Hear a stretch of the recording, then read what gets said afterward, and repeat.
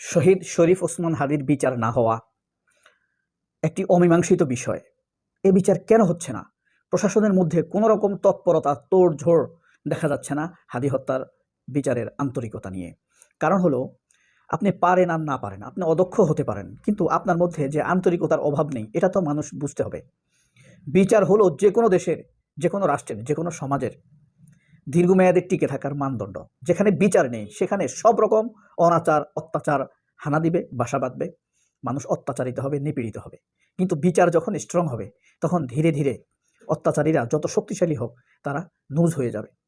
কিন্তু দেখেন, বাংলাদেশের কিছু অমীমাংসিত বিষয়, মনিরুলের কথা মনে আছে?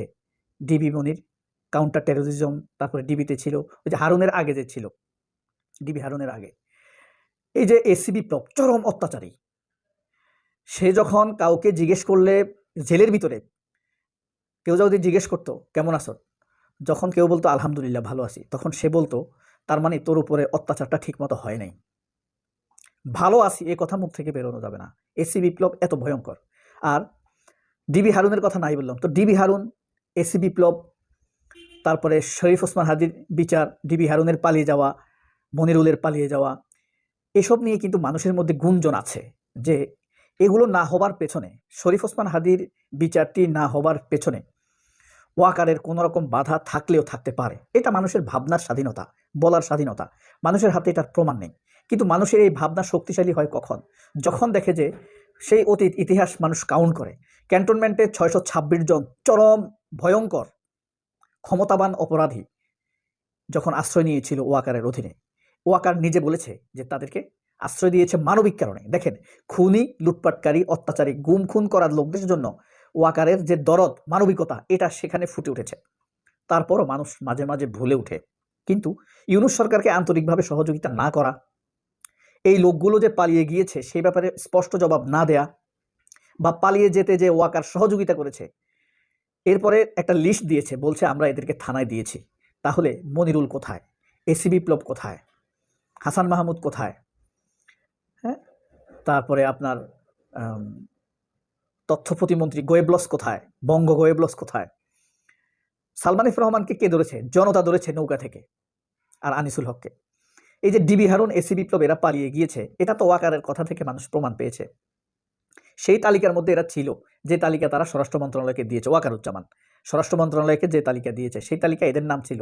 তাহলে এরা সরকারের হেফাজতে নাই। অর্থাৎ ওয়াকার, মানুষের ভাবনার স্বাধীনতা হলো বুদ্ধিদীপ্ত ভাবনা মানুষের, যে ওয়াকারই এদেরকে পালাতে সহযোগিতা করেছে, হয় টাকার বিনিময়ে, নয়তো দলীয় কারণে, অথবা হাসিনার নির্দেশে।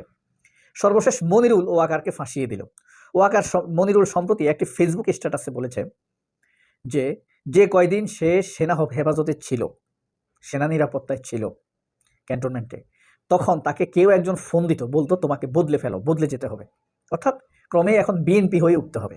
গ্রামে গঞ্জে এখন যেরকম আওয়ামী লীগের অত্যাচারীরা বিএনপি হয়ে উঠছে, তাদের সবাইকে বিএনপি হয়ে উঠতে হবে। অর্থাৎ সে ক্যান্টনমেন্টে ছিল এবং সেখান থেকে পালিয়ে গিয়েছে, এমনও হতে পারে এখনও আছে।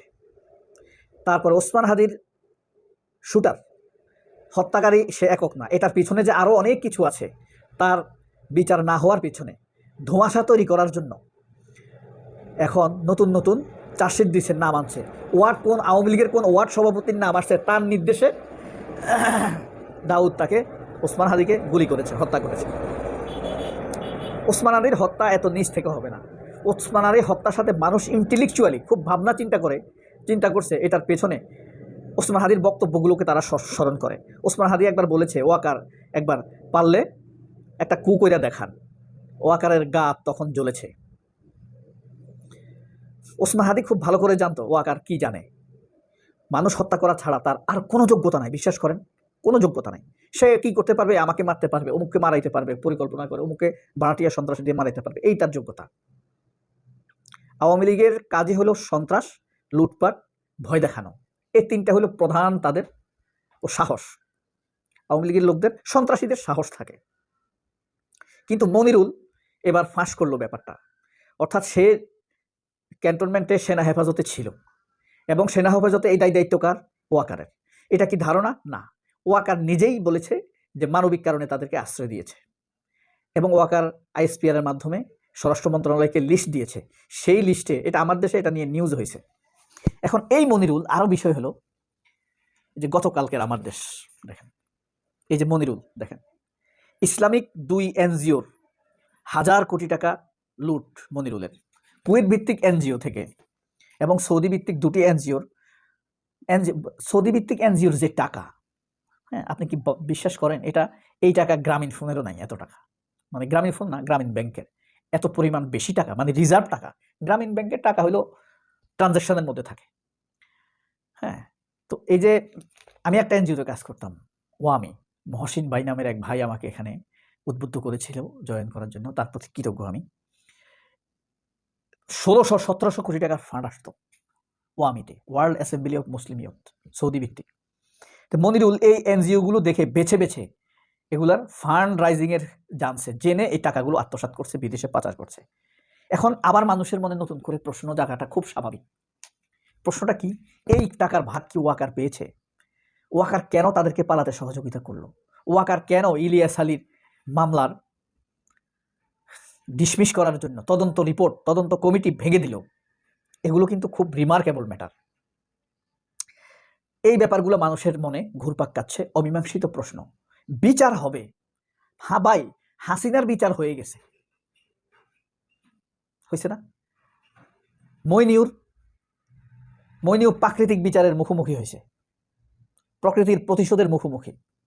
এখনো যে social justice, state justice, justice from a country, এটা হয়তো হয়নি। কিন্তু দেখেন হাসিনার কিন্তু আপনার প্রাকৃতিক বিচার, যেটা প্রকৃতির প্রতিশোধ চলছে, কতদিন চলে জানি না, তবে রাষ্ট্রের পক্ষ থেকেও তো বিচার হয়েছে তার, এখন রায় কার্যকরের বাকি। এখন মনিরুলের এই অপকর্ম তৎপরতার সাথে, এই হত্যা গুমের সাথে ওয়াকারের কোনো রকম যোগ সাজেশ থাকতে পারে কিনা, মানুষের মনে প্রশ্ন জায়গাটা খুব স্বাভাবিক। শিগগিরই দুদক মনিরুলের ব্যাপারে প্রতিবেদন দিবে।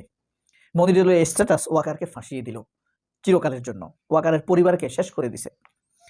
স্ত্রী শ্যালক শালিকার অ্যাকাউন্ট বিলুপ্ত, অর্থ স্থানান্তর, দুদক থেকে বাঁচতে অন্যের নামে অ্যাকাউন্ট, জুলাই বিপ্লবের পর পালিয়ে গেছে ভারতে। কিভাবে গেল? ফেসবুকে এখনো সক্রিয় হাসিনা। আপনি চিন্তা করেন, ধীরে ধীরে ওয়াকারের প্রতি মানুষের সন্দেহ, এই সন্দেহ ঘৃণা, এবং এই ঘৃণাই মানুষকে বিচারের আওতায় নিয়ে আসে। গণ ঘৃণা যাকে বলে, ম্যাস হিটিং।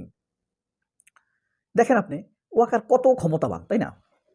সে, তাকে আমাদের মানুষ কষ্ট করে ট্যাক্স ভ্যাট দেয়, প্রবাসীরা টাকা পাঠায়, তার বেতন হয়, স্ত্রী কন্যারা 100 কোটি টাকার গাড়িতে চলে, ফ্ল্যাটে চলে, তার সরকার তাকে ফ্ল্যাট দিছে, দামি, মানে হাই স্টাইল জীবনযাপন, এগুলা কার?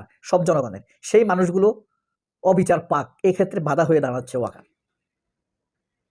নিশ্চয়ই ওয়াকারের অতীতে জন্মে কর্মকর্তাদের পারিবারিক সমস্যা আছে, নাহলে এত অপরাধ মানুষ করতে পারে না। আপনি ধরেন নবাব সিরাজউদ্দৌলার পতনে সবচাইতে ভূমিকা বেশি কার?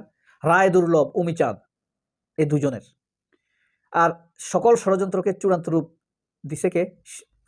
মীর আবু জাফর, মীর জাফর, যাকে হিসেবে মীর আবু জাফর, সে কিন্তু শিয়া।